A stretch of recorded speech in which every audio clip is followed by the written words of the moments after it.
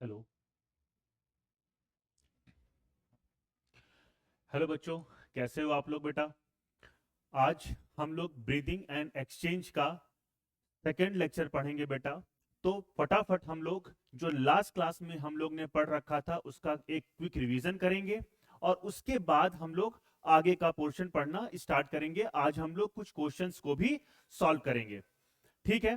चलिए, तो सबसे इंपॉर्टेंट चीज क्या थी बेटा जो मैंने लास्ट क्लास में आपको शुरुआत में बताया था कि what is the difference between breathing and respiration. तो ब्रीदिंग क्या होता है बेटा, आपका एक फिजिकल प्रोसेस होता है, और respiration is a broad term, बहुत बड़ा टर्म है बेटा, और इसमें बहुत सारे स्टेप्स आते हैं। इसीलिए इस रेस्पिरेशन को हम लोग फिजियोकेमिकल प्रोसेस के नाम से जानते हैं, ठीक है बच्चों। चलिए, सेकेंड बात मैं ये बोलूं बेटा कि अगर मैं रेस्पिरेशन की बात कर रहा हूं तो respiration is A catabolic process. Catabolic का मतलब क्या है, जिसमें मॉलिक्यूल्स टूटते हों। जैसे कि अगर मैं कार्बोहाइड्रेट की बात करता हूं तो लास्ट क्लास में जब मैंने आपको बताया था तो कार्बोहाइड्रेट का ऑक्सीडेशन होता है। अगर कंप्लीट ऑक्सीडेशन हो रहा है तो सारा का सारा जो कार्बन था वो CO2 के फॉर्म में लिबरेट हो जाएगा, ठीक है। इसीलिए इसको हमने क्या बोला था, कैटाबॉलिक प्रोसेस।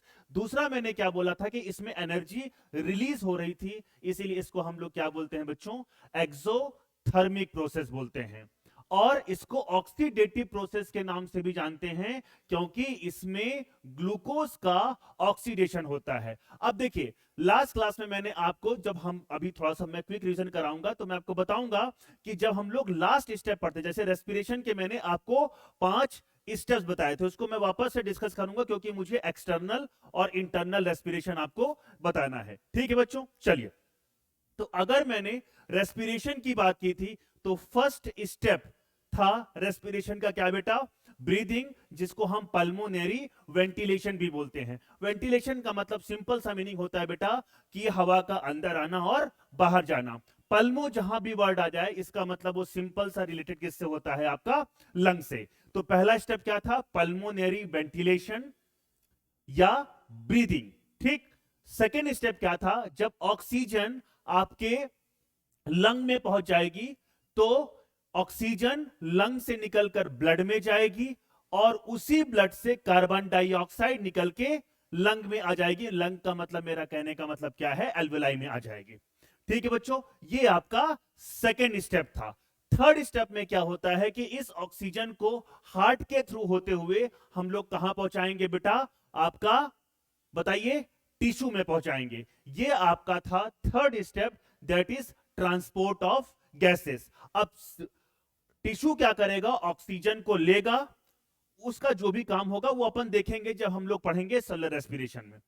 सेकेंड, टिश्यू जब वापस से जब उसको मेटाबोलाइज कर देगा कार्बोहाइड्रेट को तो CO2 को लिबरेट करेगा और लिबरेट करने के बाद उसको टिश्यू फ्लूइड में छोड़ देगा और टिश्यू फ्लूइड से ये ब्लड के द्वारा ये पिक कर लिया जाएगा और उसको वाया हार्ट के थ्रू होते हुए कहां पहुंचा देंगे बेटा हम लोग, उसको वापस से लंग में। और लंग में मतलब क्या है, एल्वेलाई में। और एल्वेलाई के पास पहुंच के वो ब्लड से निकल के कहां पर आ जाएगा, एल्वेलाई में। और एल्वेलाई से निकल के कहां, वापस से ये एटमॉस्फेयर में लिबरेट कर दिया जाएगा।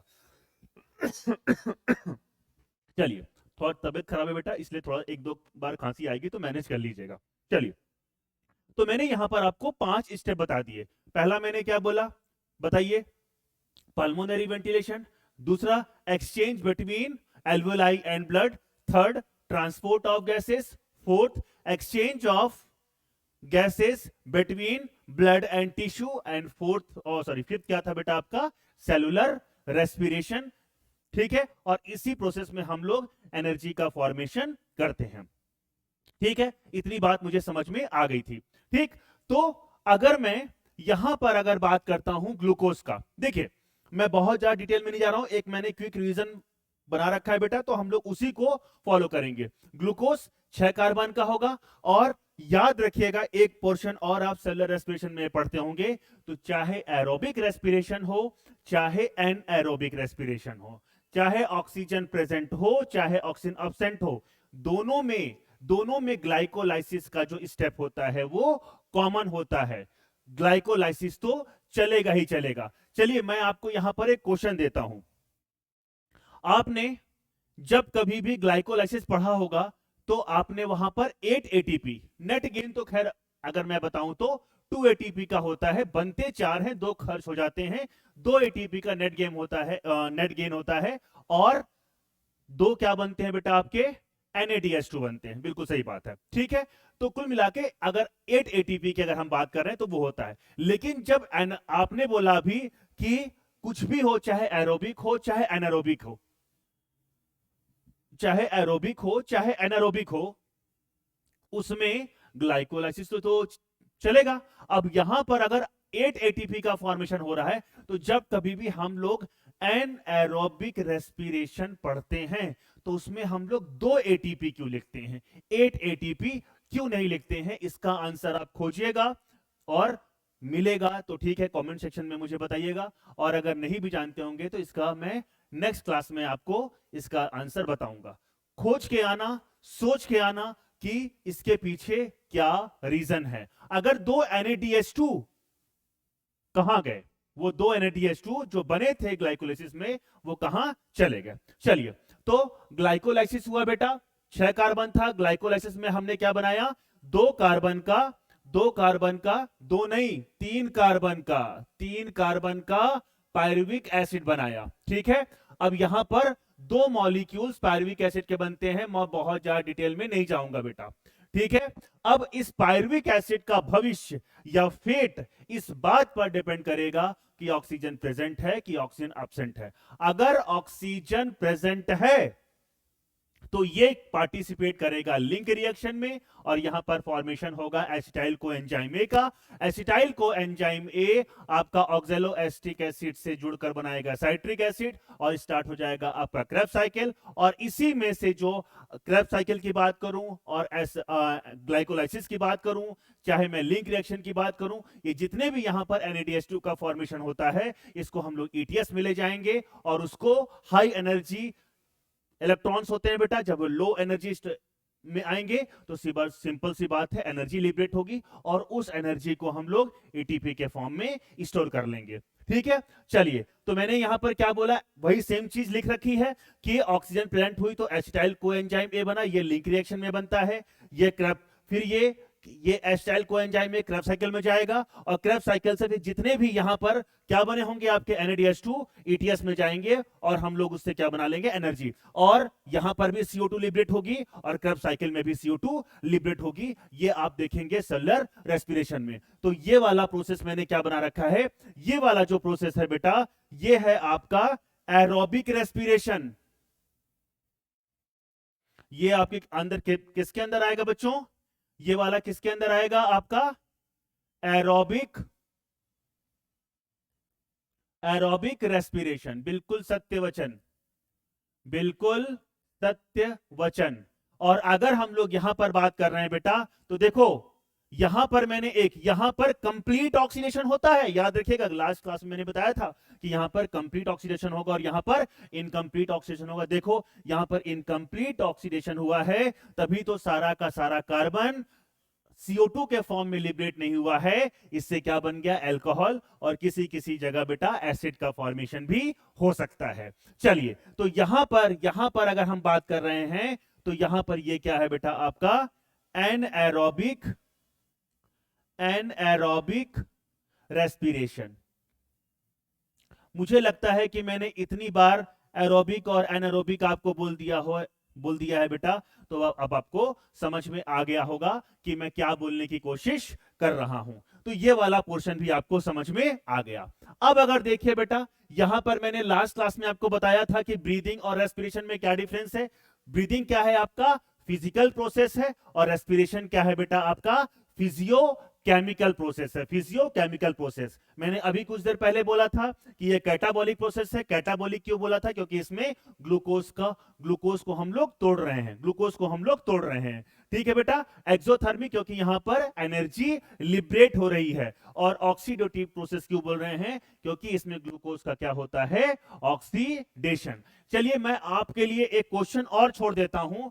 ग्लाइकोलाइसिस की जब हम लोग बात करते हैं तो उसका फर्स्ट स्टेप होता है फॉस्फोराइलेशन, जैसे कि आप ग्लूकोज से ग्लूकोज 6 फॉस्फेट बनाते हैं। ये फॉस्फोराइलेशन मुझे क्यों करना पड़ता है? What is the reason behind it कि मैं ग्लूकोज को ग्लूकोज 6 फॉस्फेट में बदलूंगा, ग्लूकोज 6 फॉस्फेट से फ्रक्टोज 6 फॉस्फेट, फिर 1,6 बाइफॉस्फेट। ऐसा पहला स्टेप फॉस्फोराइलेशन का क्यों होता है?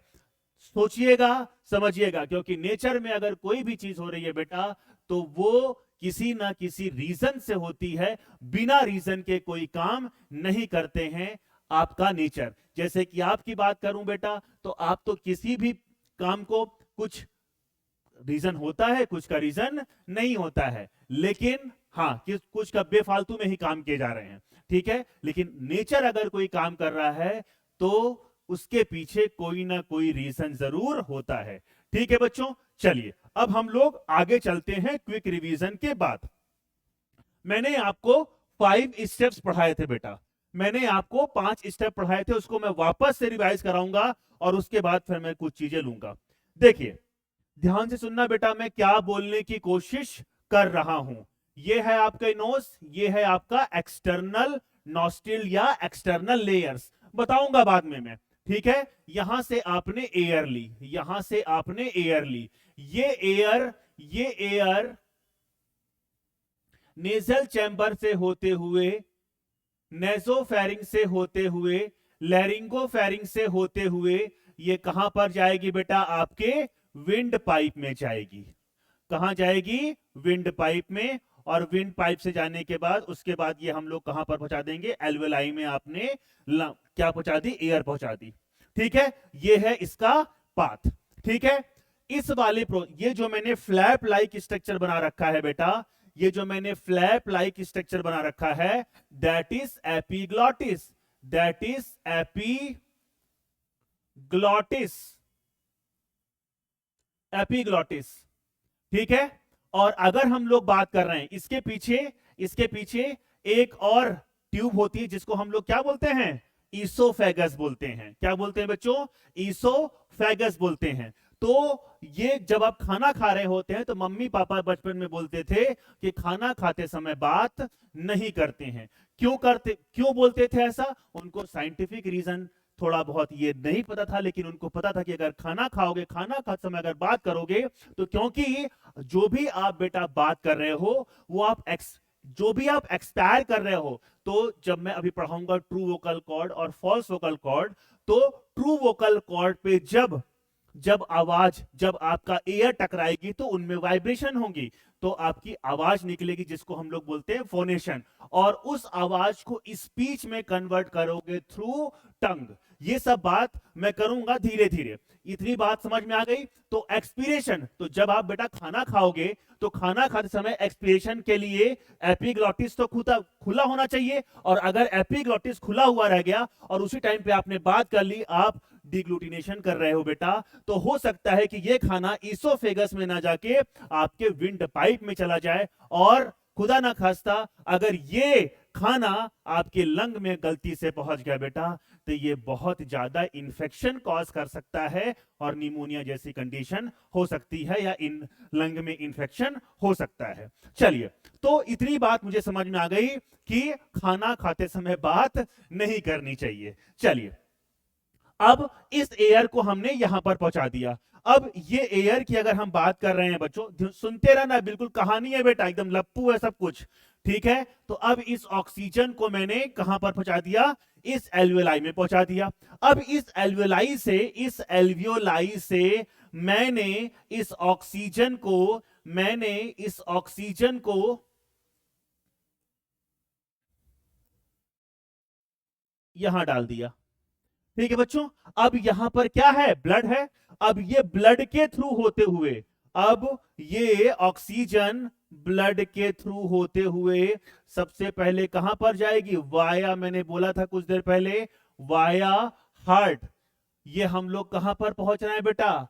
आपके सबसे अच्छे सुंदर ऑर्गन में, ठीक है, जिसको आप लोग रात को व्हाट्सएप यूनिवर्सिटी में पान का पत्ता जो आता है ना धड़कता हुआ, उसको भेजते रहते हो, ठीक है, चलिए, तो मैंने क्या बोला कि ये कहां पर पहुंच गया बेटा, लेफ्ट एट्रियम से। लेफ्ट एट्रियम से कहां पर पहुंचेगा, लेफ्ट वेंट्रिकल में, और लेफ्ट वेंट्रिकल से होते हुए अब ये पूरा चीज हम लोग सर्कुलेशन पढ़ेंगे जब हम लोग पढ़ेंगे बॉडी फ्लूइड्स एंड सर्कुलेशन। मैं थोड़ा थोड़ा चीजें आपको बताता हुआ चल रहा हूं, ठीक बच्चों। अब इसी ऑक्सीजनेटेड ब्लड को, इसी ऑक्सीजनेटेड ब्लड को आप कहां पर पहुंचाओगे बेटा, ऑर्गन में। ऑर्गन किससे मिलके बना होता है, टिश्यू से। ये वाली बात समझ में आई क्या, ये वाली बात समझ में आई क्या बेटा, कि ये किससे कोई भी ऑर्गन किससे मिलके बना होगा, टिश्यू से। और ये मैंने क्या बना रखा है, collection of cell, that is group of cells, मतलब कि टिश्यू। ठीक है, अब एक बात मैं यहां पर और करना चाहूंगा, एक बात मैं यहां पर और करना चाहूंगा बेटा, ध्यान से सुनना मैं क्या बोलने की कोशिश कर रहा हूं।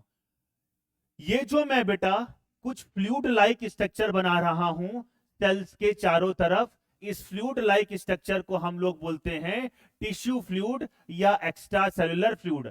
ऐसा फ्लूइड जो सेल्स के बाहर होता है, ऐसा फ्लूइड जो सेल्स के बाहर होता है, इस फ्लूइड को हम लोग क्या बोलते हैं बच्चा, टिश्यू फ्लूइड। क्या बोलते हैं बेटा, टिश्यू फ्लूइड। सुनते रहना, तब सारी बातें समझ में आपको आ जाएंगी। टिश्यू फ्लूइड, टिश्यू फ्लूइड, या इसको एक नाम और हम लोग देते हैं एक्स्ट्रा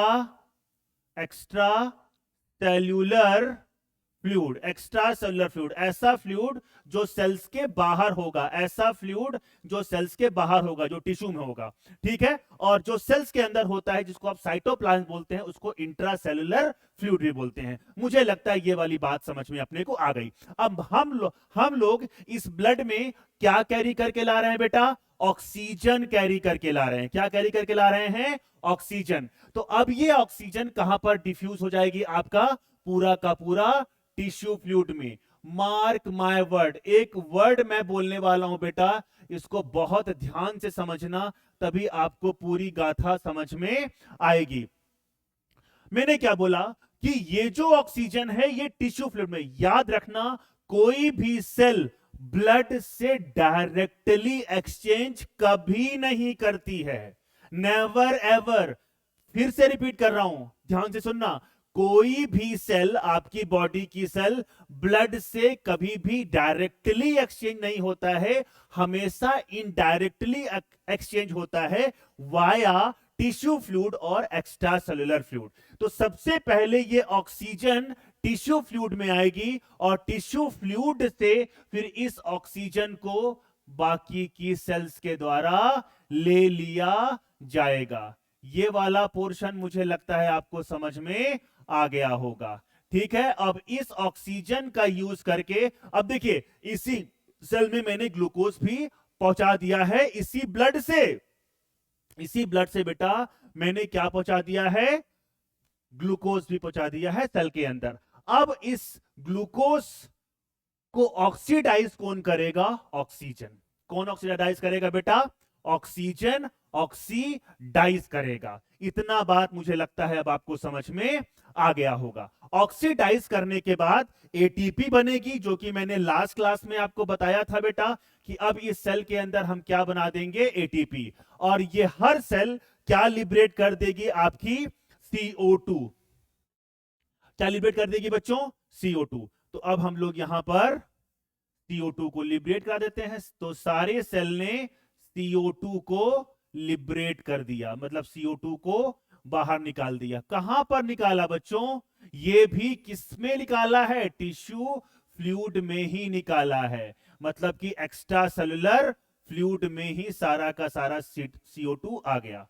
ठीक है बच्चों, चलिए अब मुझे बताइए कि अब इस CO2 को जो वीनस एंड होगा, ये आर्टीरियल एंड कहलाता है बेटा टिश्यू का, और ये वीनस एंड कहलाता है। इस वीनस एंड से इस CO2 को पिक कर लिया जाएगा और इस CO2 को वाया, इस CO2 को बच्चे वाया हार्ट हम लोग कहां पर पहुंचाने वाले हैं, लंग्स पे पहुंचाने वाले हैं।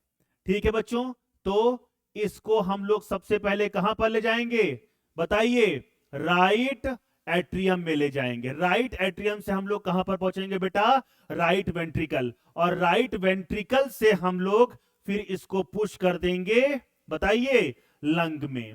लंग में। ये देखो मैं कहां पर पहुंचने वाला हूं बेटा, आपका लंग्स में पहुंचने वाला हूं।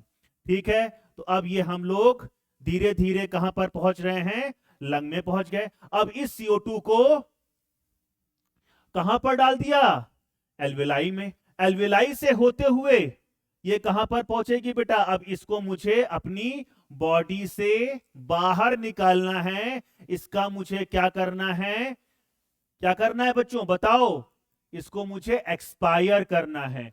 क्यों करना है एक्सपायर, क्योंकि मैं बहुत अच्छी तरीके से जानता हूं कि जो CO2 होती है वो हमारी बॉडी के लिए बहुत ज्यादा टॉक्सिक होती है। क्योंकि अगर बहुत देर तक, अब सुनो इधर, इधर देखो इधर, मैंने क्या बोला, ध्यान से सुनना। मैंने क्या बोला कि यहां पर CO2 अगर बहुत देर के लिए रुक गई बच्चों, तो क्या हो सकता है, ये यहां के वाटर के, ये यहां के वाटर से रिएक्ट करके H2CO3 बना सकता है, और यहां पर इस टिश्यू फ्लूइड का पीएच चेंज कर सकता है। इसका मतलब जो सेल्स के अंदर जो एंजाइम होंगे वो इफेक्ट हो जाएंगे। और ये मैं बार बार यहां पर इस पोर्शन को ज्यादा एम्फेसाइज इसलिए कर रहा हूं, क्योंकि जब मैं आपको पढ़ाऊंगा बोर इफेक्ट, हेल्डेन इफेक्ट, तब आपको ये चीजें काम आएंगी कि जब किस जो ऑक्सी हीमोग्लोबिन डिसोसिएशन कर्व होता है, जब एसिडिटी बढ़े, H पॉजिटिव आयन बढ़े,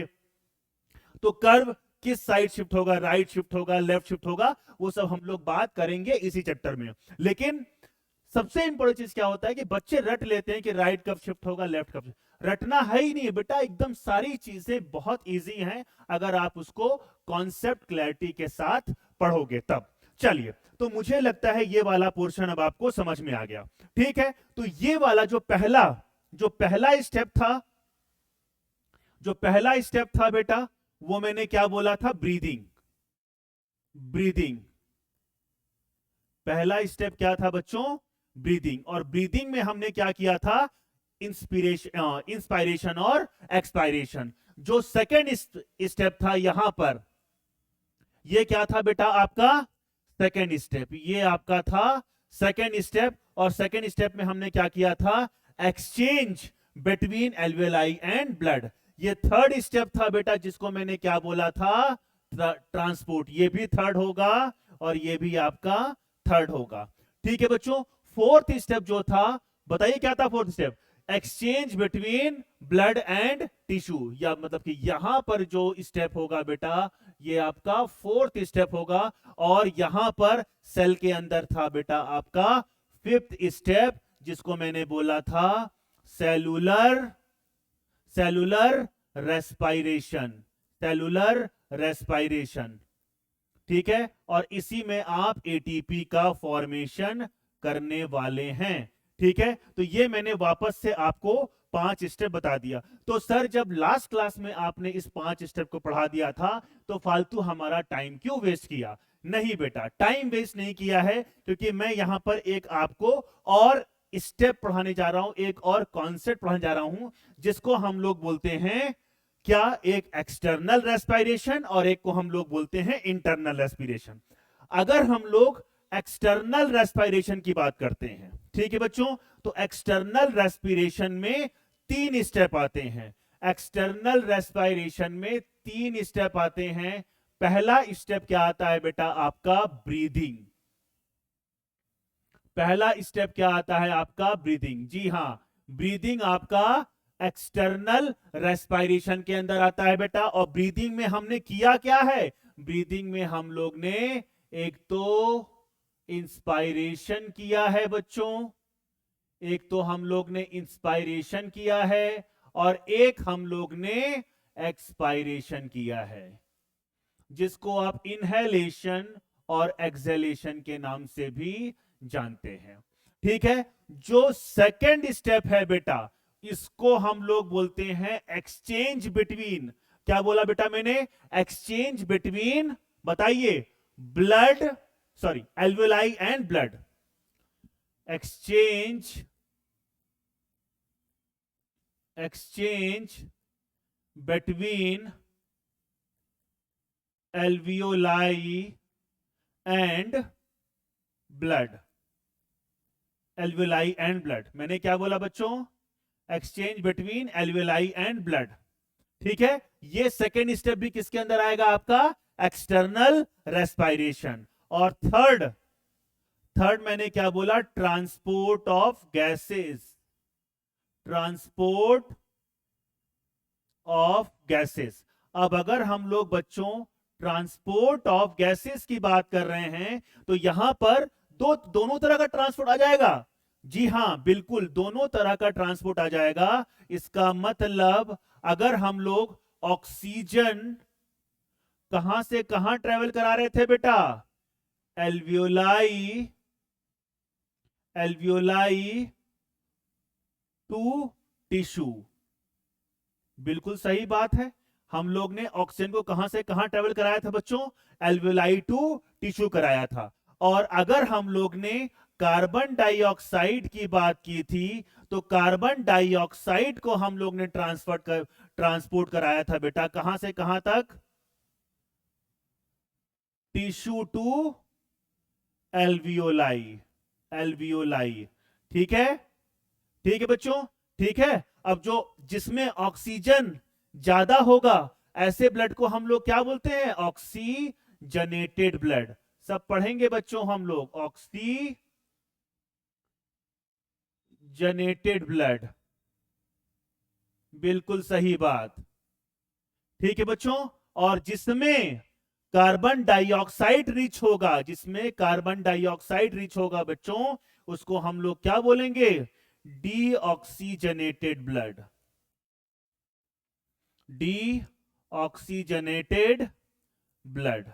अब इसको हम लोग प्योर ब्लड और इम्प्योर ब्लड भी जानते हैं। लेकिन ये बात याद रखना कि यहां पर ऐसा नहीं है कि इसमें मिट्टी मिल गई है इसलिए, सॉरी, इसमें मिट्टी मिल गया है इसलिए इम्प्योर हो गया और इसमें मिट्टी नहीं है इसलिए क्या कहते हैं, प्योर हो गया। आप लोग समझते होंगे कि अगर ऑक्सीजन ज्यादा है बेटा तो उसको हम लोग प्योर ब्लड बोलते हैं, और जहां पर CO2 ज्यादा है उसको हम लोग क्या बोल देंगे, आपका मोटा मोटी क्या बोल देंगे, इम्प्योर ब्लड, यानी कि डीऑक्सीजनेटेड ब्लड। तो ये तीनों के तीनों स्टेप आपके किसके अंदर आते हैं बच्चों, ध्यान दीजिएगा, ये तीनों के तीनों स्टेप आपके आते हैं एक्सटर्नल रेस्पिरेशन में आते हैं। एक्सटर्नल रेस्पिरेशन में आपके तीनों स्टेप आएंगे। ध्यान रखिएगा, मैंने 5 स्टेप पढ़ाए थे, ठीक है। यानी कि एक्सटर्नल रेस्पिरेशन में ब्रीथिंग भी आपका आएगा, यानी कि जो पहला स्टेप मैंने आपको पढ़ाया ये ब्रीदिंग, ये भी आएगा। दूसरा मैंने क्या बोला, यहां पर exchange between alveoli and blood, ये भी एक्सटर्नल में आएगा।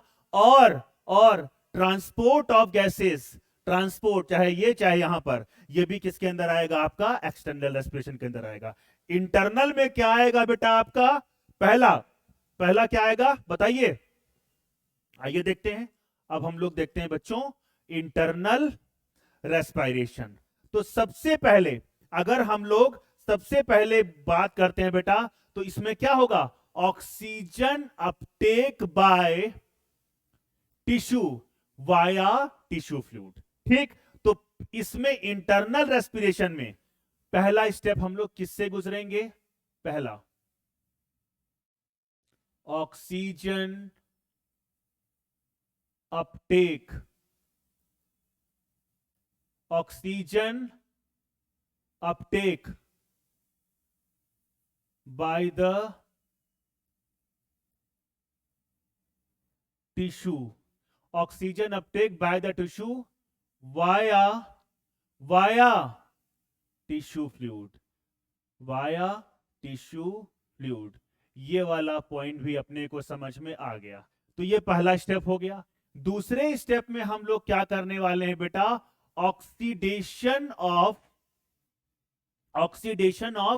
Glucose, oxidation of glucose for energy production. बिल्कुल सही बात है, ठीक है बच्चों। तो मैंने क्या बोला, सेकंड मैंने क्या बोला, oxidation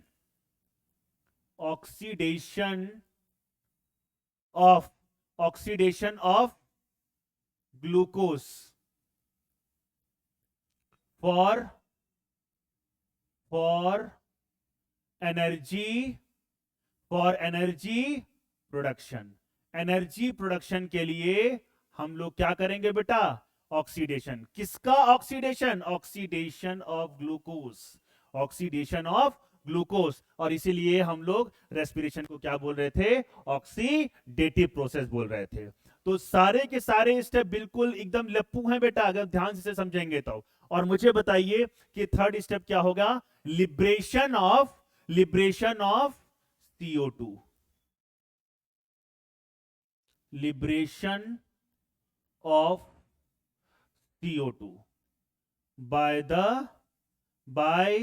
the tissue cells, by the tissue cells।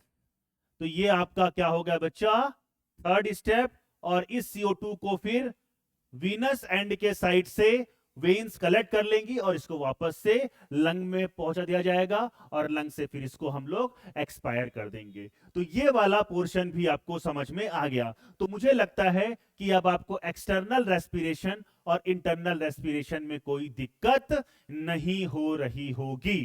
ठीक है बच्चों, तो अब हम लोग एक और बहुत इंपॉर्टेंट कॉन्सेप्ट पढ़ने जा रहे हैं बेटा, जिसको हम लोग क्या बोलते हैं बताइए। एक को हम लोग बोलते हैं बेटा डायरेक्ट रेस्पिरेशन और एक को हम लोग बोलते हैं इनडायरेक्ट रेस्पिरेशन। तो मुझे आप बताइए कि व्हाट इज डायरेक्ट रेस्पिरेशन और व्हाट इज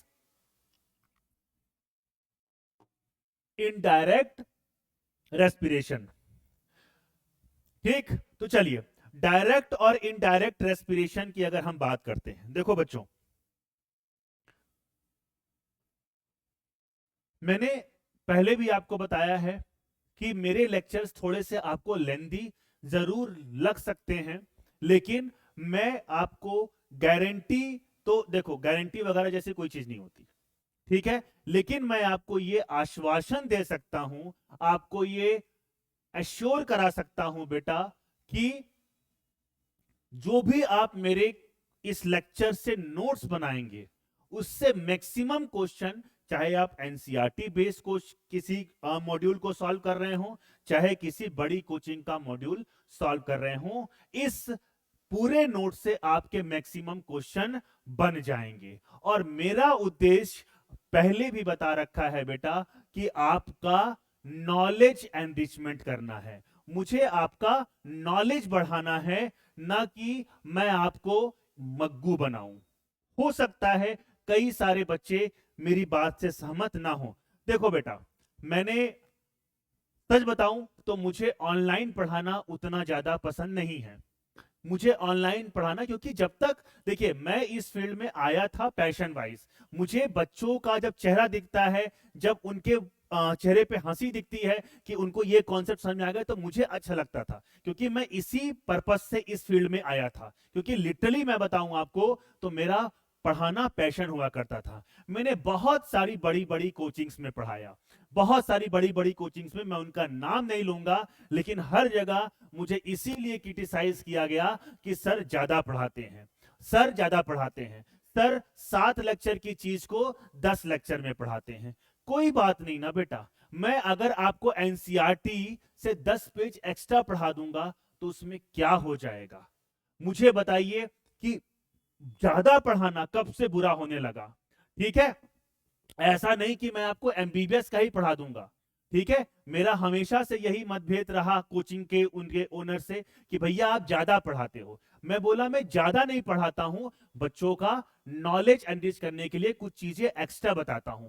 इसके लिए मुझे जो मेरे कलीग्स तक थे, उन लोगों तक ने मुझे क्रिटिसाइज किया कि सर ज्यादा पढ़ाते हैं, और इस बात पे वो मुझे क्रिटिसाइज करके लोग बहुत, लेकिन बेटा जैसे कि मैंने आपको पहले भी बताया कि अगर आपने अपने लिए कोई पाथ चूज कर रखा है, तो अगर आप ये सोचिए कि उसमें कोई दिक्कत ना हो, तो ऐसा पॉसिबल नहीं है। मुझे बहुत सारी कोचिंग्स ने ये बोला कि सर ज्यादा पढ़ाते हैं, बहुत क्रिटिसाइज, बड़े बड़े बहुत बार मेरा मतभेद हुआ कि सर, वो लोग बोलते हैं कि सर रेस्पिरेटरी सिस्टम 6 लेक्चर में कंप्लीट कर दिए। वही लोग ऑनलाइन में 10 लेक्चर ले रहे हैं, लेकिन अगर और ऑफलाइन की बात, जबकि वहां पर बहुत सारे बच्चे होते हैं और उनके सबके डाउट के, मेरा यही मान्यता है बेटा कि अगर क्लास में मौजूद सबसे जो वीक बच्चा है, गधा नहीं बोलूंगा, जो वीक बच्चा है, जिसकी प्रॉपर गाइडेंस पहले नहीं हुई है इसलिए वो वीक रह गया है, अगर उसको समझ में नहीं आया और मैं उसको बिना छोड़े अगर आगे बढ़ जाऊं, तो बताइए फिर मेरा पढ़ाने का मकसद क्या था। देखिए बेटा, घोड़े को सिलेक्शन कराना नॉट द माय पर्पस, मेरा ये पर्पस कभी नहीं रहा। मेरा पर्पस हमेशा सिंपल सा था कि जो एक वीक बच्चा है क्लास का, अगर मैं उसका सिलेक्शन करा पा रहा हूं तब तो मजा है ना, तब मजा है। नहीं, कोई बच्चा इंटेलिजेंट है उसको आप सिलेक्ट करा के वाहवाही लूट रहे हो, अरे वाह वाह वाह, मेरा ऐसा पर्पस नहीं था। बहुत लोगों ने क्रिटिसाइज किया और मैंने हमेशा एक चीज बोला है बेटा कि बिल्कुल मैं अपने लाइफ में भी वही अमल करता आया हूं और मैं आपको भी यही रेकमेंड करूंगा कि आप भी वही चीज को फॉलो कीजिएगा। अपने मापदंडों से कभी समझौता मत कीजिएगा।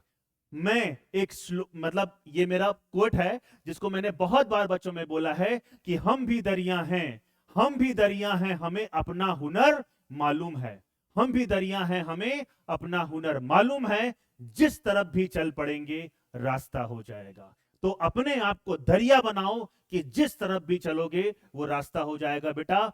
देखिए, जो भी बच्चे मेरा इस लेक्चर को देखेंगे उनको ये बात समझ में आनी चाहिए कि डॉक्टर बनना is not the your ultimate goal.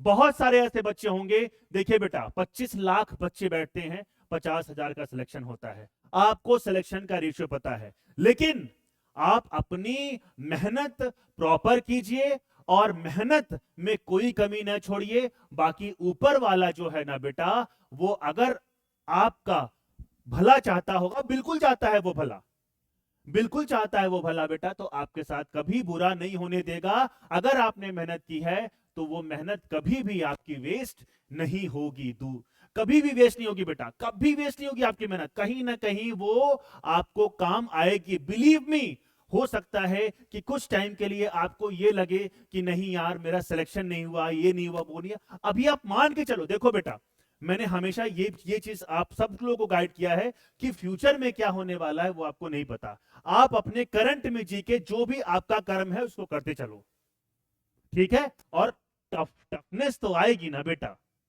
Toughness तो आएगी। निदा फाजली का एक बहुत सिंपल सा शेर है कि सफर में धूप तो होगी, सफर में जो आप चल रहे हो सफर में धूप तो होगी, जो चल सको तो चलो, सभी हैं भीड़ में तुम भी निकल सको तो चलो, सभी हैं भीड़ में तुम भी निकल सको तो चलो, किसी के वास्ते राहें कहां बदलती हैं, तुम अपने आप को खुद ही बदल सको तो चलो। तो ये बेटा मैंने हमेशा बोला है कि आप अपने ऊपर कॉन्फिडेंस रखिए। जिस दिन आपको अपने ऊपर कॉन्फिडेंस आ गया, बिलीव मानिए आपने आधी जंग वैसे ही हासिल कर ली, ऐसे ही जीत ली बेटा। तो आप अपने ऊपर वर्क करना स्टार्ट करो, फोबिया मत पालो कि क्या होगा क्या होगा, अच्छा होगा। बी पॉजिटिव, थिंक पॉजिटिव बेटा। मैं सच बताऊं, आप अगर रील्स वगैरह देखते होंगे, वैसे मैं आपको रेकमेंड नहीं करूंगा क्योंकि मैं बच्चों लोगों को चाहता हूं कि मैक्सिमम आप सोशल मीडिया से, जब तक आपका सिलेक्शन नहीं हो जाता तब तक आप सोशल मीडिया से दूर रहिए। मैनिफेस्टेशन नाम की एक चीज होती है बेटा, मैनिफेस्टेशन अगर आपने कर लिया कि हाँ मेरा सिलेक्शन होगा, तो आपके साथ पॉजिटिव होगा। अगर आप ये सोचते रहो कि नहीं नहीं क्या होगा क्या हो गया, बिलीव मानिए वो कहीं ना कहीं आपको, क्योंकि बेटा ये वाइब्रेशंस होती हैं जो हम नहीं समझ, मुझे मेरा पर्सनल बिलीव ये है क्योंकि मैंने उस चीज को कई बार फील किया है। अगर आप अपने साथ बुरा सोचते हैं बेटा तो आपका बुरा हो जाता है, लेकिन आप पॉजिटिव सोचते हैं तो आपका पॉजिटिव होता है। तो बिल्कुल चिल करो, बिंदास पढ़ाई करो, बढ़िया से खाना पीना खाओ और लगे रहो बस, ठीक है। चलिए, तो टेंशन लेने वाली बात नहीं है, ठीक है बच्चों। बाकी जो भी मेरे से होगा मैं जरूर करूंगा क्योंकि मेरा ऑनलाइन पे आने का मकसद ही यही है कि मैं ऐसे बच्चों तक पहुंच पाऊं जो जहां तक मैं अभी तक नहीं पहुंच पाया हूं, ठीक है बच्चों, चलिए स्टार्ट करते हैं वापस से। तो मैंने क्या बोला कि डायरेक्ट रेस्पिरेशन, रटना नहीं है। डायरेक्ट रेस्पिरेशन की अगर हम बात करते हैं तो exchanging of oxygen and carbon dioxide between the body cell and environment without use of any respiratory organ और रेस्पिरेटरी पिगमेंट। समझो क्या बोला। मान लीजिए ये एक सेल है बेटा, ये आपका एक सेल है, सुनते रहना बात ध्यान से, ठीक है बच्चों। अब ये जो सेल है, ये जो सेल है, ये एनवायरमेंट से अगर डायरेक्टली ऑक्सीजन का अपटेक कर रही है और डायरेक्टली ही कार्बन डाइऑक्साइड को एनवायरमेंट में लिबरेट भी कर रही है, तो ऐसे रेस्पिरेशन को हम लोग क्या बोलते हैं? Direct respiration. ऐसे रेस्पिरेशन को हम लोग क्या बोलते हैं बच्चों? Direct respiration. ये सेल है आपकी और इसमें डायरेक्टली ऑक्सीजन को अपटेक किया गया है और कार्बन डाइऑक्साइड को सेल से लिबरेट किया गया है। मतलब इसमें एनवायरमेंट से सेल डायरेक्टली कांटेक्ट में होगी, तभी तो ये हो पाएगा ना बेटा, तभी तो ये हो पाएगा कि ये जो सेल है ये ऑक्सीजन से डायरेक्टली मतलब ये जो सेल ऑक्सीजन को डायरेक्टली इनटेक कर पाएगा और लिबरेट कर पाएगा। अगर डायरेक्टली कांटेक्ट में नहीं होगी तो वो लिबरेट ना तो एक्सेप्ट कर पाएगा ना तो लिबरेट कर पाएगा, ठीक है। अब तो वही चीज मैंने यहां पर एक बहुत इंपॉर्टेंट चीज यहां पर लिखा है। ये छोटे छोटे कॉन्सेप्ट होते हैं बेटा, क्योंकि जब एजर्सन रीजन वाले क्वेश्चन आते हैं, जब स्टेटमेंट वाले क्वेश्चन आते हैं, तो हम लोग वहां पर फंस जाते हैं। मैं नहीं चाहता कि आप लोग यहां पर फंसो। चलिए, तो मैंने यहां पर क्या बोला है? विदाउट यूज ऑफ ब्लड और स्पेशल रेस्पिरेटरी ऑर्गन्स। चलिए, अब मुझे बताइए कि जब आपने कभी एनिमल किंगडम पढ़ा होगा, जब आपने कभी बच्चों एनिमल किंगडम पढ़ा होगा, तो मुझे बताइए कि एनिमल किंगडम में सबसे पहला क्या कौन सा फाइलम आता है बेटा? पोरीफेरा। पोरीफेरा में जब आपने पढ़ा होगा, वहां पर तो जो लेवल ऑफ बॉडी ऑर्गेनाइजेशन है वो तो सेलुलर गेट है, तो वहां पर तो ऑर्गन बनने का चांस ही नहीं है। वहां पे तो टिश्यू नहीं फॉर्म हो रहा है, तो ऑर्गन कहां से बनेगा? तो मुझे बताइए, क्या यहां पर कोई रेस्पिरेटरी ऑर्गन होगा? नहीं होगा, नहीं होगा। तो ये जो रेस्पायर करेंगे थ्रू जनरल बॉडी सरफेस, चाहे मैं पोरीफेरा की बात कर लूं, चाहे मैं निडेरिया की बात कर लूं, चाहे मैं टीनोफोरा की बात कर लूं, चाहे मैं प्लेटीहेल्मिन्थीस की बात कर लूं, चाहे मैं एस्केहेल्मिन्थीस की बात कर लूं, चाहे मैं प्रोटोजोआ की बात कर लूं, ये सारे, चाहे मैं यीस्ट वगैरह बैक्टीरिया वगैरह की बात कर लूं, ये सब के सब बेटा, ये सब मतलब ये एनिमल किंगडम में नहीं आएंगे, लेकिन मैं आपको बता रहा हूं पोरीफेरा से लेके एस्केहेल्मिन्थीस तक ये जितने भी होंगे, ये डायरेक्ट रेस्पिरेशन करने वाले हैं क्या? बिल्कुल। तो respiration via general body surface, जब हम लोग अभी रेस्पिरेटरी ऑर्गन्स पढ़ेंगे तो वहां पर ये वाली बात देखेंगे बच्चों, ठीक है बेटा। तो मैंने आपको यहां पर सिंपल सी एक चीज बताई कि डायरेक्ट रेस्पिरेशन किसके किसके अंदर होगा। तो मैं यहां पर अगर पोरीफेरा टू एस्केहेल्मिन्थीस लिख दूं तो बुरा मान जाओगे क्या बेटा? नहीं मानना है, क्योंकि ये सत्य है, तो बुरा मानने वाली कौन सी बात है, ठीक है। तो पोरीफेरा टू एस्केहेल्मिन्थीस जो भी रेस्पिरेशन होगा बेटा, वो किसके थ्रू होगा? जीबीएस। जीबीएस, जीबीएस का फुल फॉर्म है जनरल बॉडी सरफेस, ठीक। अब अगर आपको याद आ रहा होगा तो एस्केहेल्मिन्थीस के बाद आता है क्या? कौन सा आता है बेटा? बताइए मुझे। एस्केहेल्मिन्थीस के बाद आता है एक बहुत इंपॉर्टेंट फाइलम जिसका नाम है, अर्थवॉर्म वाला फाइलम बताओ, एनेलिडा। Very good, Annelida. तो एनेलिडा पहला ऐसा फाइलम था जो, अगर मैं सर्कुलेटरी सिस्टम के बारे में बात करूं, तो पहली बॉल में आया और छक्का मार दिया। इसका मतलब क्या था कि सबसे पहली बार सर्कुलेटरी सिस्टम अपीयर भी वहीं पर हुआ था, और आया तो आया लेकिन क्लोज टाइप आया। दो टाइप का सर्कुलेटरी सिस्टम हम लोग पढ़ेंगे बेटा, एक ओपन टाइप पढ़ेंगे और एक क्लोज टाइप पढ़ेंगे, ठीक है। चलिए, तो वहां पर रेस्पिरेटरी पिगमेंट होता है क्या बेटा? होता है। एरिथ्रो क्रूओरिन के नाम से। बात करेंगे बाद में जब कभी हम लोग एनिमल किंगडम पढ़ेंगे तब। अभी हम लोग बहुत ज्यादा टाइम वेस्ट ना करके डायरेक्ट रेस्पिरेशन, मुझे लगता है आपको बात समझ में आ गई होगी। अब मैं यहां पर एक बहुत इंपॉर्टेंट एग्जाम्पल लिखना चाह रहा हूं, जिसको मैं अगर रेड कलर से लिखूं तो तुम लोग देखो बुरा नहीं मानोगे। आर्थ्रोपोडा में एक क्लास आती है, आर्थ्रोपोडा में एक क्लास आती है, और इस क्लास को हम लोग बोलते हैं इंसेक्टा। इंसेक्टा और इंसेक्ट अभी बात करेंगे। तो इंसेक्टा में मिलता है बेटा आपका ट्रैकियल सिस्टम, और इस छोटे छोटे टिब्यूल से होते हुए बेटा जो उसके बॉडी पे स्पाइरेकल्स होते हैं, उनसे एयर एंटर करते हैं, अभी बात करेंगे उसके, ठीक है। वो डायरेक्टली ऑक्सीजन कहां तक पहुंच जाती है, सेल्स तक। तो यहां पर भी इंसेक्टा क्लास में बेटा आपका डायरेक्ट रेस्पिरेशन होता है। इंसेक्टा क्लास में भी बेटा क्या होगा, आपका डायरेक्ट रेस्पिरेशन होगा, ठीक है। चलिए, तो मुझे लगता है अब यहां पर आपको कोई दिक्कत का वाला बात नहीं है। चलिए, अब डायरेक्ट के बाद अगर हम लोग बोलेंगे, अच्छा, तो यहां पर याद रखिएगा कि यहां पर ना तो कोई रेस्पिरेटरी ऑर्गन है और ना ही अच्छा, यहां पर मैंने लिख रखा है based on principle of simple diffusion. Simple diffusion, ठीक है। चलिए बच्चों, ये वाला पॉइंट भी मुझे समझ में आ गया, ठीक है। चलिए, तो यहां पर ना तो स्पेशल रेस्पिरेटरी ऑर्गन्स होंगे और ना ही रेस्पिरेटरी पिगमेंट होगा। No respiratory, no respiratory pigment. देखो बच्चा, मैं वही बोलता हूं कि अगर कॉन्सेप्ट से पढ़ोगे, रट्टा नहीं मारोगे तो चीजें बिल्कुल इजी रहेंगी, रट्टा मारोगे तो भूल जाओगे। चलिए, अब मैंने यहां पर क्या लिख रखा है, आपका इनडायरेक्ट रेस्पिरेशन। क्या लिखा है, देखो सिंपल सी बात है, कुछ नया नहीं। इनडायरेक्ट का मतलब यहां पर जो बॉडी सेल्स होंगी वो एनवायरमेंट के डायरेक्टली कांटेक्ट में नहीं होंगी। आइए देखते हैं, there is no direct contact between environmental oxygen and body tissue cells, ठीक है। इट इन्वॉल्व्स, मतलब इसका मतलब यहां पर कोई ना कोई हमारा रेस्पिरेटरी ऑर्गन भी होगा और रेस्पिरेटरी पिगमेंट भी होगा। जैसे एक दो अगर, अच्छा, आर्थ्रोपोडा की हम लोग बात करें तो क्या आर्थ्रोपोडा में बेटा कोई रेस्पिरेटरी पिगमेंट होता है क्या, बिल्कुल होता है।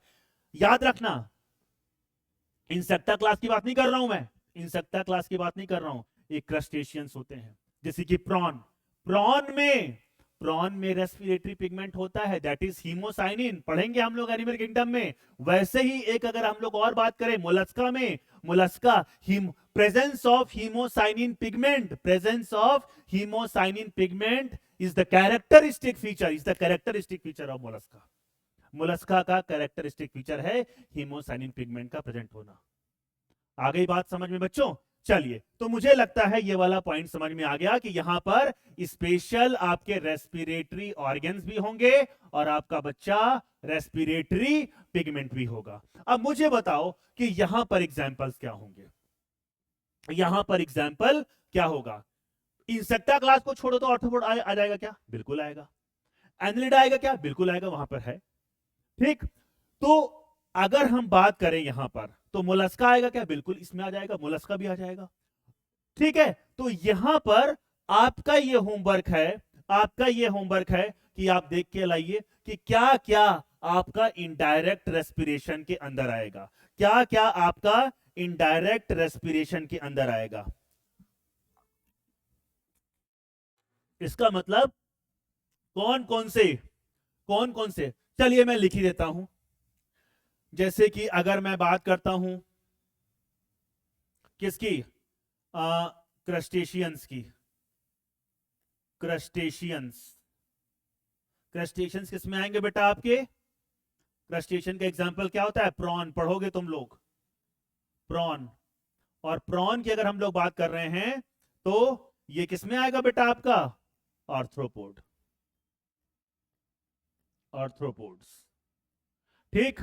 और मोलस्का आएगा क्या बच्चा, बिल्कुल मोलस्का आएगा, है ना। और भी आएंगे, लेकिन हम लोग बहुत ज्यादा डिटेल में नहीं जाएंगे बच्चों, क्योंकि हमको एनिमल किंगडम में सारी चीजें पढ़नी है। तो मैं यहां पर मोटा मोटी लिख देता हूं कि यहां पर फिशेस वर्टिब्रेट्स की अगर हम बात कर रहे हैं, अगर हम वर्टिब्रेट्स की बात कर रहे हैं, तो वर्टिब्रेट्स में बेटा आपका फिशेस भी आएगा। और क्या आएगा बताइए? फिशेस के बाद क्या आएंगे आपके? एम्फीबियंस। एम्फीबियंस एम्फीबियंस के बाद क्या आएगा आपका? रेप्टाइल्स। रेप्टाइल्स के बाद क्या आएगा आपका? एव्स। और एव्स के बाद क्या आएगा? And mammals. चलिए, ये वाला पॉइंट समझ में आ गया। ठीक है बच्चों, तो मुझे लगता है कि अब आपको डायरेक्ट और इनडायरेक्ट रेस्पिरेशन भी समझ में आ गया, इंटरनल एक्सटर्नल रेस्पिरेशन भी समझ में आ गया, एनारोबिक एरोबिक रेस्पिरेशन भी समझ में आ गया। तो ये सारे टर्म्स कहीं ना कहीं बेटा आप जानते हैं, बस रट्टा मार लेते हैं। तो इसीलिए मैंने सारे के सारे टर्म से बेटा आपको रूबरू करा दिया कि कौन से टर्म्स को आपको कहां पर दिमाग लगाकर उस क्वेश्चन को सॉल्व करना है। चलिए बेटा, तो ये वाला पॉइंट अगर आपको समझ में आ गया हो, तो अब हम लोग क्या देखेंगे? Respiratory organs. अब सिंपल सी बात है बच्चा, जनरल बॉडी सरफेस की अगर हम लोग बात कर रहे हैं, इसका मतलब यहां पर कोई स्पेशलाइज्ड रेस्पिरेटरी ऑर्गन तो है नहीं। तो अभी तो मैं कुछ देर पहले बोला था, क्या होगा?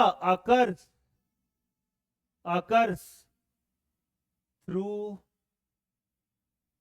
General body surface. General body surface. General body surface. ठीक। अब मुझे बताइए बेटा कि इसमें एग्जाम्पल क्या क्या आ जाएगा? बताइए क्या क्या एग्जाम्पल आ जाएगा? बताइए। पोरीफेरा आएगा। चलिए प्रोटोजोआ लिख देता हूं, प्रोटोजोआ आएगा, बिल्कुल आएगा। पोरीफेरा आएगा, बिल्कुल आएगा। निडेरिया आएगा, बिल्कुल आएगा। ये सब पढ़ते हो बेटा, इसलिए बोलो निडेरिया। टीनोफोरा आएगा, बिल्कुल आएगा। प्लेटी हेलमिंथीज आएगा क्या? बिल्कुल आएगा। प्लेटी हेलमिंथीज, प्लेटी हेलमिंथीज एंड और बताओ बेटा, एस्के हेलमिंथीज भी आ जाएगा। मतलब कि निमेटोड्स। निमेटोड्स एस्के हेलमिंथीज के अंदर ही क्या आएंगे बेटा? आपके निमेटोड्स। तो ये क्या होगा आपका? जनरल बॉडी सरफेस से ये सारे के सारे हो जाएंगे बेटा। ठीक। अब मैंने यहां पर क्या लिख रखा है? क्यूटेनियस रिस्पिरेशन, मतलब कि रेस्पिरेशन वाया रेस्पिरेशन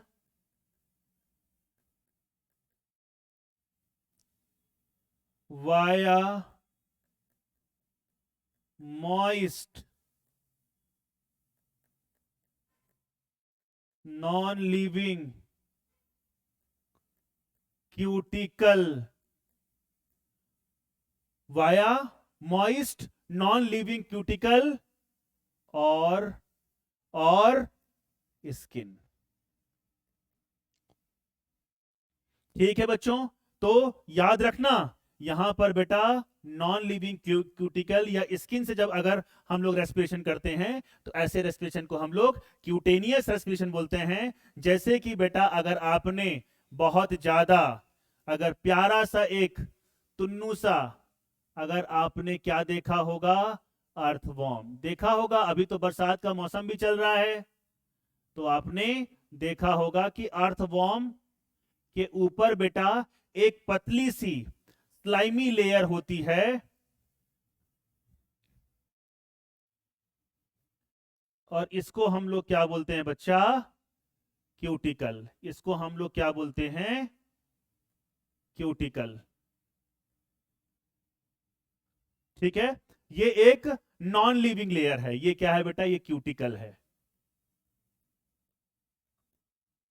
मॉइस्ट बोलना जरूरी है, अभी बताऊंगा क्यों बोलना जरूरी है।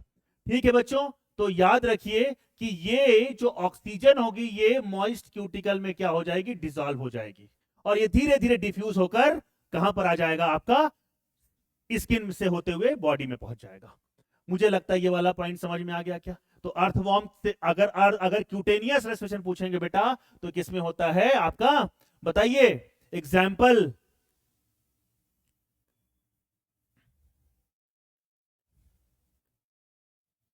एग्जाम्पल बताओ बच्चों, क्या हो जाएगा, अर्थवॉर्म, अर्थवॉर्म पहला। दूसरा अगर मैं बोलूं बेटा फ्रॉग, फ्रॉग भी तो स्किन के थ्रू ही करता है ना बेटा, ठीक है। लेकिन एक बात जानना यहां पे जरूरी है कि फ्रॉग कब इस, देखो फ्रॉग के पास बहुत सारे रेस्पिरेटरी ऑर्गन हैं, बक्कोफेरेंजियल कैविटी, लंग भी है, गिल भी है, स्किन भी है। तो स्किन से जब वो रेस्पिरेशन कर रहा होता है, कब कर रहा होता है, during during hibernation, during hibernation. जब वो हाइबरनेशन में होता है बेटा तो उस टाइम पर वो स्किन के थ्रू रेस्पिरेशन कर रहा होता है। तो ये वाला पॉइंट भी मुझे समझ में आ गया, ठीक है। चलिए, तो अब इसके बाद हम लोग जो थर्ड वाला पढ़ेंगे बेटा, that is tracheal respiration. Example तो मैं पहले ही बता चुका हूं, एग्जाम्पल तो मैं पहले ही बता चुका हूं, आर्थ्रोपोड के, बोलो बच्चों, आर्थ्रोपोड के इंसेक्टा में, इंसेक्टा क्लास में, ठीक है। चलिए, अब इंसेक्टा में वही मच्छर वगैरह सब आ जाएंगे बेटा, आपका मॉस्किटो वगैरह, हाँ ठीक। चलिए एक तो हम लोग आर्थ्रोपोड बना ही लेते हैं बेटा।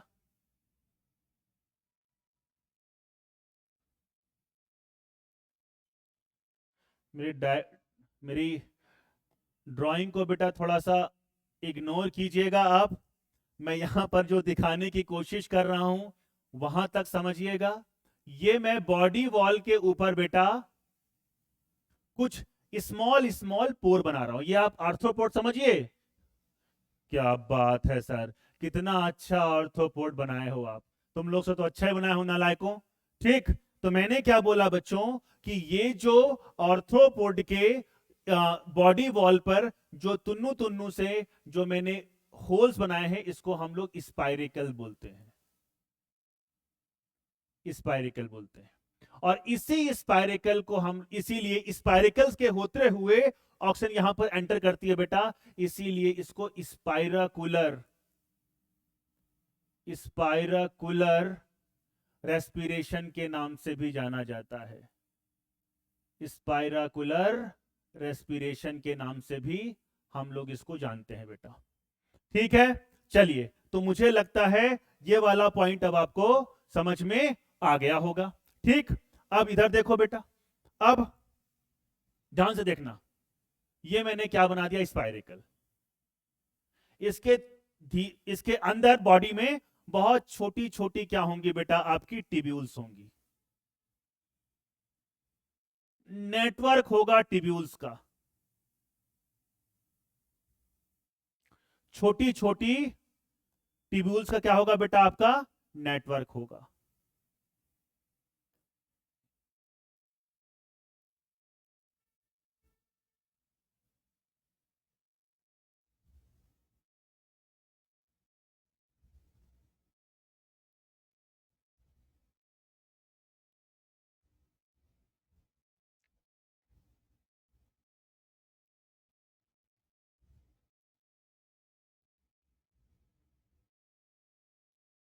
ये देखिए, ये जो मैं बना रहा हूं बेटा, ये छोटी छोटी क्या बना रहा हूं, टिब्यूल्स बना रहा हूं, network of tubules, network of tubules.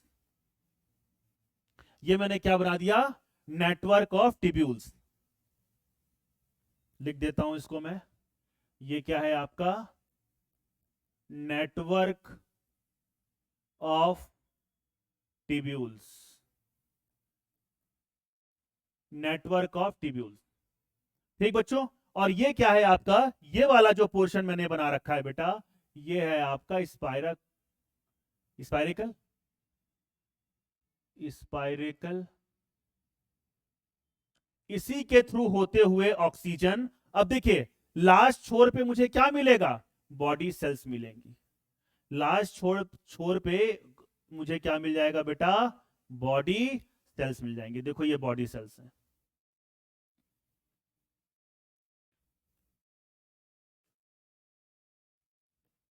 मुझे लगता है अब आप मेरी भावनाओं को समझ गए होंगे कि मैंने क्या बोला। ठीक है, तो अब ये जो बॉडी सेल्स हैं, ये मैं लिख देता हूं यहां पर, बॉडी सेल्स। तो ये जो ऑक्सीजन है बेटा, ये डायरेक्टली कहां पर पहुंच रही है, कहां पर पहुंच रही बेटा, बॉडी सेल्स के पास। तो यहां पर मुझे बताइए डायरेक्ट रेस्पिरेशन होगा कि इनडायरेक्ट रेस्पिरेशन होगा। अरे बोलो बच्चों, बोलते रहा करो। भले मैं आपसे वर्चुअली कनेक्टेड हूं, लेकिन जब आप इस लेक्चर को देख रहे होते हैं, जब मैं पूछा करूं तो उसका जवाब दिया कीजिए मन में। ठीक है, हाँ मन में ही देना, नहीं तो मम्मी पापा बोलेंगे पता नहीं किससे बतिया रहा है। ठीक है, चलिए, तो यहां पर ऑक्सीजन डायरेक्टली पहुंच रहा है। ठीक है, इसीलिए ये इसको हम लोग ने क्या बोला बेटा, क्या बोला, ट्रैकियल रेस्ट, क्योंकि यहाँ पे छोटी छोटी क्या है आपकी, नेटवर्क ऑफ ट्यूब्यूल्स। ठीक है, और यहां पर क्या होगा आपका, डायरेक्ट रेस्पिरेशन। ठीक है, तो ये वाला पोर्शन भी अपने को समझ में आ गया, ट्रैकियल रेस्पिरेशन किस में देखने को मिलेगा। ठीक है, चलिए अब बुक लंग्स और बुक गिल्स, बुक लंग्स और बुक गिल्स। अगर हम लोग सुनो, अब इसको हम लोग थोड़ा सा ऑर्थोपोड में पढ़ते हैं बेटा। अगर हम लोग बुक लंग्स की बात करें और हम लोग बुक गिल्स की बात करें, तो बुक गिल्स आपका देखने को मिलता है किंग क्रैब। नाम तो सुना होगा, नाम तो सुना होगा, किंग क्रैब, जिसको हम लोग बोलते हैं लिमुलस। क्या बोलते हैं बच्चा, लिमुलस। और अगर आपको याद आ रहा होगा तो that is living fossil, living fossil. अब जिन बच्चों को मैंने पढ़ा रखा है उनको यह वाला पॉइंट जरूर याद आ रहा होगा, और अगर नहीं भी याद आ रहा है, जो नए बच्चे हैं, तो उनको भी ये वाला पॉइंट याद रखना है। बुक लंग्स की अगर हम बात करें, देखो गिल्स, देखो सुनो सुनो सुनो, अगर हम गिल्स की बात करेंगे तो गिल्स हमेशा बेटा कहां पर, जहां पर कौन होगा, जो भी एक्वेटिक होंगे, जो भी एक्वेटिक होंगे, जो भी पानी में रहेंगे, वो हमेशा गिल्स के थ्रू रेस्पिरेशन करेंगे। इसका मतलब क्या है कि किंग क्रैब कहां पर रहता होगा, पानी में रहता होगा। ठीक है, बुक लंग्स, लंग्स आ गया, जहां भी लंग्स आ जाए तो बिना सोचे समझे आप इसको क्या बोलोगे, टेरेस्ट्रियल, टेरेस्ट्रियल। मुझे ये, अच्छा कभी आपने ये सोचा कि क्यों, अगर हम बात कर रहे हैं गिल्स और लंग्स की, तो क्यों फिशेस, क्योंकि अगर मैं पहले वर्टिब्रेट की बात करता हूं बेटा, तो वो क्या है आपका, फिश है। ठीक है, बोनी कार्टिलेजिनस की बात मैं नहीं कर रहा हूं, दोनों ही है इसमें। ठीक है, तो इसकी हमने क्या बोला कि बोनी और कार्टिलेजिनस दोनों ही ट्रू फिशेस हैं, और ये किस में आएंगे बेटा, आपका वर्टिब्रेट्स में आएंगे, क्योंकि इसमें वर्टिब्रल कॉलम आपकी मिलती है ना, notochord converted into vertebral column. बात करेंगे बाद में, जब कभी हम लोग पढ़ेंगे तब। ठीक है, तो मुझे बताइए कि क्यों ऐसा, जब फिशेस के बाद आए एम्फीबियंस, मुझे ये बताइए कि क्यों एम्फीबियंस, एम्फी मतलब बोथ मतलब पानी और टेरेस्ट्रियल, और इसीलिए एम्फीबियन जब आप फ्रॉग पढ़ते हैं तो आप ये देखते हैं कि वो गिल से भी रेस्पायर करता है और लंग से भी रेस्पायर करता है। जब वो लैंड पे होता है तब वो लंग्स के थ्रू रेस्पायर कर रहा होता है, जब वो उसका लार्वल फॉर्म जो होता है वो गिल्स, कहां पर उसका लार्वा कहां पर होता है बेटा, पानी में, तो वो किसके थ्रू आपका रेस्पायर करने वाला है, गिल्स के थ्रू रेस्पायर करने वाला है। तो मुझे बताइए कि गिल्स क्यों लैंड पर रेस्पायर नहीं कर सकते थे, क्यों लंग बना, क्यों ऐसा इवोल्यूशन हुआ कि गिल्स कन्वर्टेड इनटू लंग्स, और फिर लंग्स के थ्रू हम लोग ने रेस्पायर करना स्टार्ट किया। बेटा ध्यान से सुनना। आ, एक बहुत सिंपल सुनो। अच्छा चलो ठीक है, मुझे एक शायरी याद आ रही थी लेकिन मैं नहीं सुनाऊंगा, समझ नहीं पाओगे तुम लोग। ठीक है, सुनो पूरी बात। अगर हम एम्फीबियंस की बात करते हैं, एम्फीबियंस लैंड पे आए, लेकिन वो लैंड पे आए जरूर, है ना, क्योंकि जब वो इवोल्यूशन हो रहा था तब ये बोले यार अब पानी में बहुत हम लोग घूम फिर लिए, अब चलो लैंड पर एक्सप्लोर करके आते हैं, घूम फिर के आते हैं। घूमने गए, लेकिन अपने साथ पानी की बोतल तो ले नहीं गए थे। प्यास लगी तो वापस आना पड़ा उनको वापस से पानी में। ठीक है, इसीलिए उसका नाम भी पड़ा एम्फीबिया, मतलब वाटर और लैंड दोनों पर वो रहते हैं, इसीलिए उनका नाम क्या पड़ा, एम्फी। एम्फी मतलब बोथ, एम्फी मतलब बोथ। ठीक है, तो टेरेस्ट्रियल, क्योंकि अगर हम गिल्स के थ्रू अगर अगर हम लोग लैंड पर आके अगर हम लोग गिल्स के थ्रू रेस्पायर कर रहे होते हैं, तो होता क्या कि गिल्स एक तो बहुत डेलिकेट स्ट्रक्चर होता है, और जब भी हम लोग रेस्पायर कर रहे होते हैं बेटा तो उसमें वाटर लॉस होता है। वाटर लॉस, जैसे कि अगर हम जब एसकेटी सिस्टम पढ़ेंगे बेटा, तो याद रखना जब हम लोग लंग्स पढ़ेंगे, तो जब हम लोग एक्सपीरेशन पढ़ेंगे, एक्सपीरेशन के टाइम पर भी पूरे दिन भर में लगभग 400 ml आप वाटर का लॉस करते हो, 400 ml। और जो ज्यादा बोलेगा, जैसे कि टीचर्स की अब बात करें तो टीचर्स ज्यादा बोलते हैं तो ज्यादा वाटर का लॉस होता है, इसीलिए वो बार बार क्लास में पानी पी रहे होते हैं, क्योंकि वो जितना ज्यादा आप बोलोगे उतना ज्यादा आपका वाटर का लॉस होगा। तो gills converted into lungs because first thing कि gills are very delicate structure, और वो जब वो डायरेक्टली बेटा लैंड पे आते, उनमें सूरज की किरणें बनती तो उनमें डैमेज के चांसेस ज्यादा थे।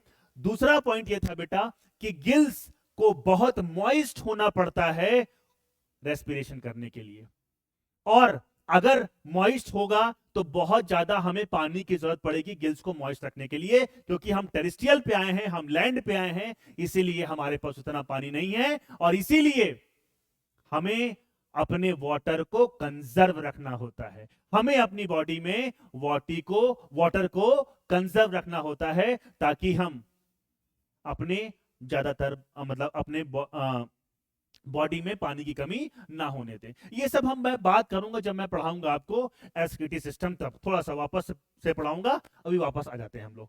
ठीक है बच्चे, चलिए। तो मैंने क्या बोला कि अगर हमने बुक लंग्स की बात की तो इसका एग्जाम्पल बेटा बहुत इंपॉर्टेंट है, बिल्कुल नहीं भूलना, और इसका एग्जाम्पल बहुत इंपॉर्टेंट भी है, दैट इज, बोलो बोलो बच्चा लोग, स्कॉर्पियन और sorry scorpion and spider. Scorpion and spider, इनके अंदर क्या मिलेगा बेटा, आपका बुक लंग्स। चलिए, अब अगर हम लोग ब्रैंकियल रेस्पिरेशन की बात कर रहे हैं, बात कर लिए ब्रैंकियल मतलब जब भी हम लोग ब्रैंकियल से, इसका मतलब क्या, गिल्स। गिल्स, तो ब्रैंकियल रेस्पिरेशन में कौन आएगा बेटा, बताइए मुझे, गिल्स के थ्रू कौन करेगा। जैसे कि अगर हम एक ऑर्थोपोड की बात करें, तो प्रॉन अभी कुछ देर पहले बोला था बेटा मैंने, प्रॉन गिल्स के थ्रू करेगा। और अगर हम लोग बात करें फिशेज, सारे के सारे किसके थ्रू करेंगे बेटा, साइक्लोस्टोम्स वगैरह, साइक्लोस्टोम्स बात करेंगे एनिमल किंगडम में, वहां पर भी सब उसके अंदर आएगा क्या, फॉल्स फिशेस भी आएंगे इसके अंदर। ठीक है, और मुझे बताइए और कौन करेगा, फ्रॉग। लेकिन फ्रॉग करेगा क्या, नहीं बच्चा, फ्रॉग का लार्वा, फ्रॉग का लार्वा। ठीक है बच्चों, तो ब्रैंकियल रेस्पिरेशन कौन कौन करेगा, प्रॉन जो कि आर्थ्रोपोड का मेंबर है, फिशेस और फ्रॉग का लार्वा। ये तीन लोग कौन किसके थ्रू रेस्पिरेशन करने वाले हैं बेटा, आपका किसके थ्रू करेंगे, आपका गिल्स के थ्रू करेंगे। ठीक है बच्चों, तो मुझे लगता है ये वाला पॉइंट अब आपको समझ में आ गया होगा। चलिए, तो अब हम लोग नेक्स्ट पे आते हैं, that is pulmonary sac and ctenidia. Pulmonary sac and ctenidia दोनों ही दोनों ही किसके? पल्मोनरी, पल्मो मतलब लंग, पल्मो मतलब लंग बच्चा, पल्मो मतलब लंग, और लंग मतलब टेरेस्ट्रियल, लंग मतलब टेरेस्ट्रियल। इसका मतलब टेरेस्ट्रियल मोलस्का जो होगा वो पल्मोनरी सैक के थ्रू करेंगे, और एक्वेटिक, यहां पर मैं एक पॉइंट लिख रहा हूं बेटा, टिनिडिया, टिनिडिया ध्यान रखना बच्चा लोग, feather like gills, feather like small gills, ठीक है। और ये किसमें होगा बेटा? टेरेस्ट्रियल मोलस्का, लिख देता हूं यहां पर, नहीं तो तुम लोग अर्थ का अनर्थ कर डालोगे। Terrestrial Mollusca. और अगर हम इसकी बात करते हैं, feather like gills, gills water, मतलब कि ये क्या है? Aquatic, aquatic Mollusca. एक्वेटिक जो मोलस्का होंगे बेटा वो फिदर, ये कहां पर होता होगा पल्मोनरी सैक? अगर आपने कभी मोलस्का पढ़ा होगा तो मेंटल कैविटी होती है बेटा, जो विसरल हम्प होता है उसके ऊपर एक लेयर होगी जिसको हम लोग बोलते हैं मेंटल, और विसरल हम्प और मेंटल के बीच में जो कैविटी बनती है उसको हम लोग क्या बोलते हैं? Mantle cavity. पढ़ाऊंगा जब कभी हम लोग पढ़ेंगे बेटा मोलस्का, तो वहां पर मैं आपको बताऊंगा मेंटल कैविटी, ठीक है। तो मुझे लगता है ये वाला पॉइंट भी समझ में आ गया। अब एयर सैक की बात अगर हम लोग कर रहे हैं तो ये इतना इंपॉर्टेंट चीज है कि सब बच्चे इसमें गलती करते हैं, लेकिन हम तो अच्छे बच्चे हैं तो हम यहां पर गलती नहीं करेंगे। एयर सैक के यहां पर लिख रहा हूं, not a respiratory, not a respiratory organ, not a respiratory organ, ये एक कोई रेस्पिरेटरी ऑर्गन नहीं है बच्चों। तो क्या है? आओ समझते हैं। बिल्कुल लप्पू चीज है लेकिन बच्चे गलती करते हैं, तो मैं यहां पर इसको बताना, इसको मैं जब कभी आपको एनिमल किंगडम पढ़ाऊंगा, जब ईव्स पढ़ाऊंगा, जब बर्ड्स पढ़ाऊंगा, तो वहां पर वापस से इसको रिपीट करूंगा। जैसे कि समझिए ये क्या है बेटा? आपका लंग है, ठीक है। किसका लंग होगा? अब सिंपल सी बात है, बर्ड्स का लंग होगा बेटा, ठीक है। अब यहां पर सुनना बात ध्यान से,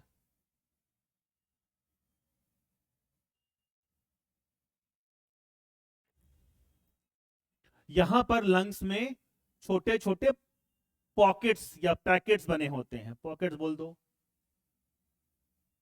और इन्हीं पॉकेट्स को हम लोग क्या बोल देते हैं बेटा? इन्हीं पॉकेट्स को हम लोग क्या बोल देते हैं? Air sac, air sac. और यहां पर होंगे आपके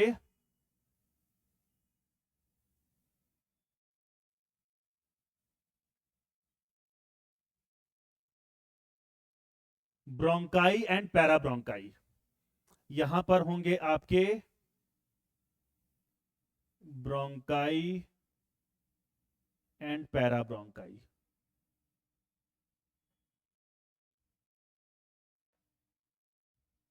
तो एयर सैक कोई भी गैसियस एक्सचेंज में पार्टिसिपेट नहीं करता बच्चा।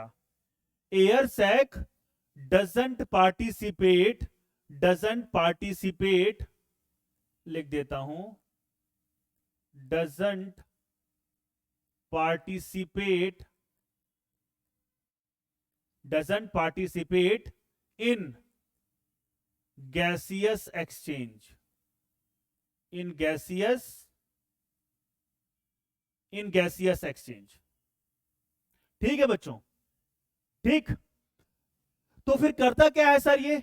It is responsible for continuous supply of air to the lungs.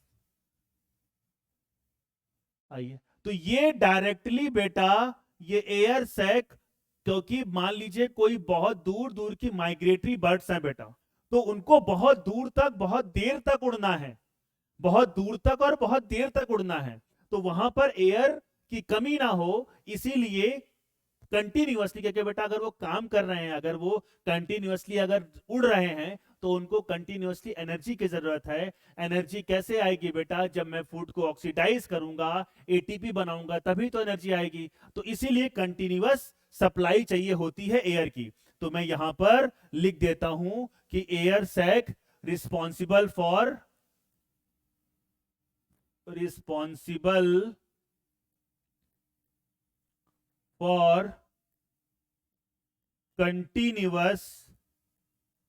continuous supply of air, continuous supply of air।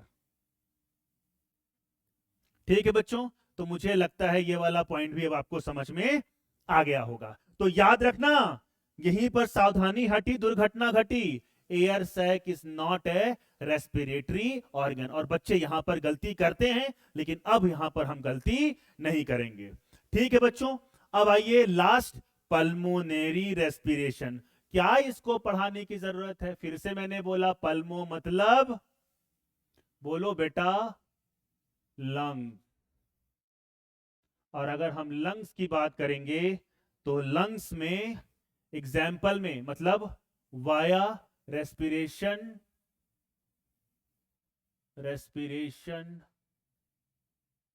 Through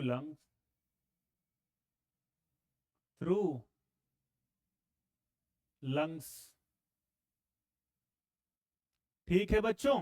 हाँ, तो अगर हम लंग्स की बात कर रहे हैं तो इसमें क्या आएगा? एडल्ट फ्रॉग आएगा। बिल्कुल सत्य वचन। एडल्ट फ्रॉग के बाद और क्या आ सकता है? बताइए फिशेस आएगा क्या बेटा? अरे नहीं बेटा, फिशेस तो गिल्स में रहेगा ना। ठीक है, एडल्ट फ्रॉग के बाद क्या? Reptiles. First successful animal on land. पहले रेप्टाइल्स से पहले सक्सेसफुल बोल रहा हूं, ऐसा नहीं बोल रहा हूं कि एम्फीबियंस लैंड पे नहीं रहते हैं वो भी, लेकिन सबसे ज्यादा मतलब सबसे पहले ये आए, और सबसे पहले तो एम्फीबिया आया, उसका रेप्टाइल्स आया। तो जो रेप्टाइल्स होंगे ये इनको हम लोग बोलते हैं first successful animal on land. क्योंकि अगर हम एम्फीबियंस की बात करते हैं बेटा, तो एम्फीबियंस को कुछ चीजों के लिए वापस से वाटर में जाना पड़ता है, जैसे कि हम बात करते हैं रिप्रोडक्शन की। ठीक है, इसीलिए हम एम्फीबियंस को सक्सेसफुल एनिमल ऑन लैंड नहीं बोलते हैं, हम बोलते हैं reptiles are first successful animal on land. तो ये वाला पॉइंट भी अपने को समझ में आ गया। रेप्टाइल्स के बाद क्या आएगा बच्चा आपका? Aves and mammals. ठीक है बच्चों, तो यहां पर होता है आपका सारे के सारे रेस्पिरेटरी ऑर्गन्स खत्म।